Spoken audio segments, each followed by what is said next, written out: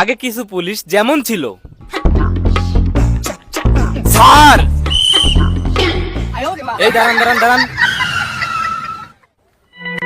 এই তোর গাড়ির কাগজ আছে? কাগজ দেখা। জি স্যার, আমার গাড়ির সব কাগজ আছে, দাঁড়ান দেখাচ্ছি। এই স্যার, এই যে।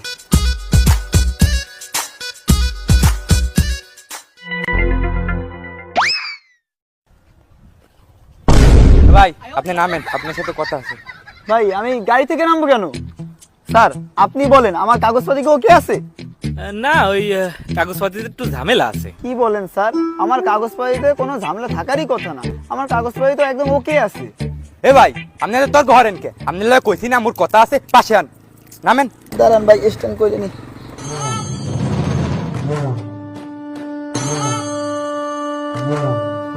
ও নেন ভাই, বেশি তর্ক করিলেন না, বেশি তর্ক করলে বড় সড়ো একটা মামলা খাই যাইবেন, এই সময় হাজার হাজার টাকা যাইবে।